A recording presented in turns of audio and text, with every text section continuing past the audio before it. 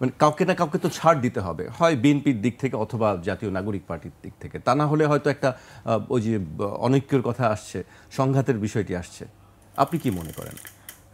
জি, আসলে দেখেন, যেই আপনি একটা মতৈক্যের কথা বলছেন বা ছাড় দেওয়ার প্রশ্ন বলছেন, আমার মনে হয় যে এখানে আসলে ছাড় দেওয়ার প্রশ্নের থেকে গুরুত্বপূর্ণ হচ্ছে আমরা আসলে একটা রাষ্ট্রের গুণগত পরিবর্তন চাই কিনা।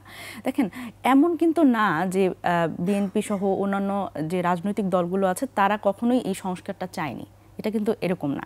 আমরা যখন দেখেছি গত 17 বছর আমরা যখন ছাত্র রাজনীতি করেছি ক্যাম্পাসে, তখন কিন্তু বিএনপির বড় দল হিসেবে তাদের যে স্ট্রাগলটা, তারা কিন্তু তখন রাষ্ট্রের গুণগত পরিবর্তন চেয়েছে। তারা রাষ্ট্রের বিভিন্ন সংস্কারের কথা বলেছে, তারা বলেছে আরপিও সংশোধনের কথা বলেছে, তখন কিন্তু তারা এই সংস্কারগুলো চেয়েছে। কিন্তু আমরা যেটা দেখছি যে 5 আগস্টের পরে তাদের চাওয়াতেও একটা পরিবর্তন এসছে এবং তারা আসলে এখানে নির্বাচন নিয়ে কিন্তু আমার মনে হয় যে কোনো রাজনৈতিক দলের মধ্যে কোনো আসলে নির্বাচন হবে না বা আগে কোনটা হবে সেই প্রশ্নটা আসছে যে গণপরিষদ নির্বাচন আগে হবে না জাতীয় নির্বাচন আগে হবে। জি জি, আমি ওই সংস্কারের থেকে নির্বাচনের দিকে আসছি। সংস্কার কিন্তু এবং সংস্কার এবং নির্বাচনকেও কিন্তু আসলে মুখোমুখি দাঁড় করিয়ে দেওয়ার একটা পরিকল্পনা এবং একটা আভাস আমরা দেখতে পাই। তো আসলে এখানে সংস্কার এবং নির্বাচনের মধ্যে কিন্তু আসলে মুখোমুখি কোনো অবস্থান নেই এবং সংস্কারেরই একটা আউটপুট হবে হচ্ছে নির্বাচন। কারণ আপনি যখন একটা সুষ্ঠু নির্বাচন করতে গেলে যেই কম্পোনেন্টগুলোতে আমাদের নজর দিতে হবে, যে আইন শৃঙ্খলা বাহিনী, যেই আমলাতন্ত্র, এই একই আমলাতন্ত্র দিয়ে, এই একই আইন শৃঙ্খলা বাহিনী দিয়ে আমরা কিছুদিন আগেও দেখেছি যেই ধরনের একটা ছাত্রদের উপরে, ছাত্র জনতার উপরে যে ধরনের গুলি করা হলো এবং যে রকম আসলে নিপীড়ন করা হলো সাধারণ মানুষের উপরে, সেই আমলাতন্ত্রের উপরে কি এখন বিশ্বাস আছে? আমি জানি না যে বিএনপি সহ অন্যান্য রাজনৈতিক দল যারা আসলে এই মুহূর্তেই নির্বাচন চাচ্ছেন বা কোনো সংস্কার ছাড়াই অনেক ক্ষেত্রে নির্বাচন চাচ্ছেন, এবং তাদের থেকে কিন্তু খুব ভয়ঙ্কর কিছু কথাবার্তা স্ক্যাটারলি আসছে, যেমন এই সংস্কার আমরা মানব না, তারা যদি সংস্কার করে সেটা আমরা ক্ষমতায় গিয়ে পরিবর্তন করে দিব। ব্যাপারটা কিন্তু 5 আগস্টের পরে এরকম হওয়ার কথা ছিল না। আপনি খেয়াল করে দেখবেন 5 আগস্টের পরে কিন্তু সকলেই একটা মতৈক্যের জায়গায় ছিল এবং এই রাষ্ট্রে এই আপনি যদি বলেন যে ইউনূস সরকার যখন এসছে, ডক্টর ইউনূস যখন দায়িত্ব নিয়েছে, প্রত্যেকে কিন্তু ডক্টর ইউনূসকে সহযোগিতা করবে বলেই কিন্তু তারা আসলে এরকম করেই সহযোগিতা করারই কথা।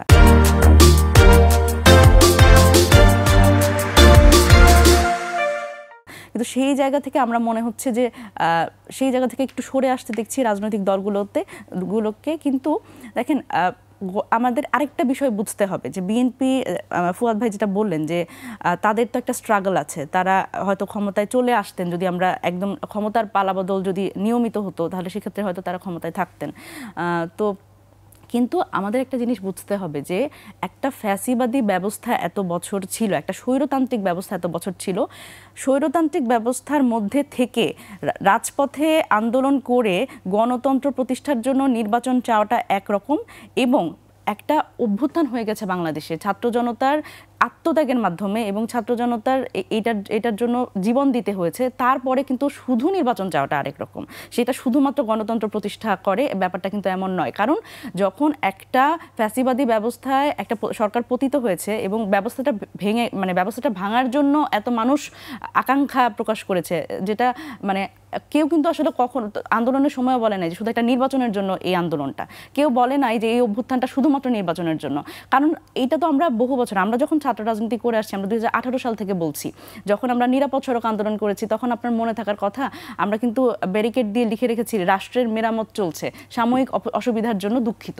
সুতরাং এই জিনিস, এই সংস্কার, এই রাষ্ট্রের মেরামত, এই রাষ্ট্রের গুণগত পরিবর্তন বিষয়টা একদমই নতুন না। এবং আমরা যেটা বলছি গণপরিষদের কথা, এটাও কেন বলছি দেখেন, আমরা বলছি যে 2.0 বাংলাদেশ, নতুন বাংলাদেশ, সেকেন্ড রিপাবলিক, কথাগুলো কিন্তু ঘুরিয়ে ফিরিয়ে একই ব্যাপার। এখন এই কথাগুলো কেন বলছি? কারণ বিএনপি বা অন্যান্য যারা রাজনৈতিক দলরা আছে, যারা আসলে এই মুহূর্তেই নির্বাচন চাচ্ছে এবং শুধুমাত্র নির্বাচনী গণতন্ত্র পুনরুদ্ধারের একটা টোকেন হিসেবে দেখছেন, তাদের যেই জায়গাটাতে মনে হয় একটু মিস হচ্ছে, সেটা হচ্ছে বাংলাদেশে এত বড় একটা পরিবর্তন হয়ে গেছে এবং এই নতুন বাংলাদেশটা তারা আসলে ধরতে পারছে না।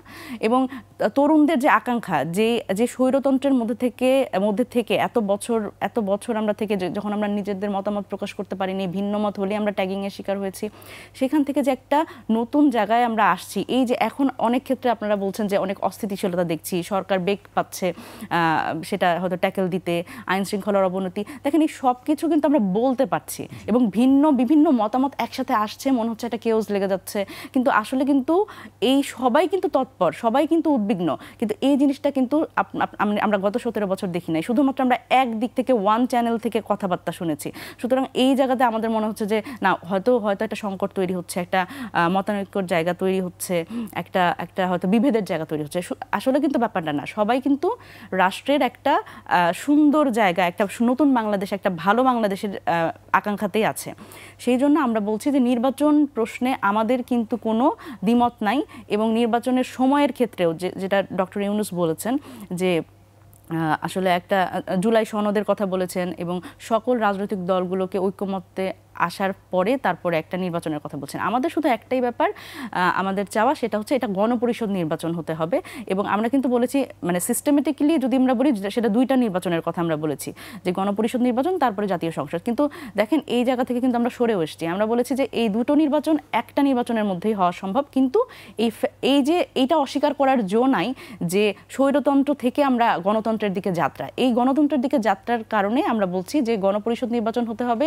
এবং এটা কিন্তু আমরা কিন্তু এটাও বলছি না যে এটা 72-এর মতো একটা সিলেক্টেড গণপরিষদ, আমরা বলছি যে এটা ইলেক্টেড হোক এবং তারা নির্বাচনটা সংস্কার করুক, এবং তারা আসলে সংবিধানটা সংস্কার করুক, এবং সংবিধান সংস্কারের মাধ্যমে এরপরে তারা আবার নিজেদের আইনসভায় নিয়ে যাক এবং তারা তখন সরকার পরিচালনা করুক। সেই বিষয়ে আমাদের কোনো দ্বিমত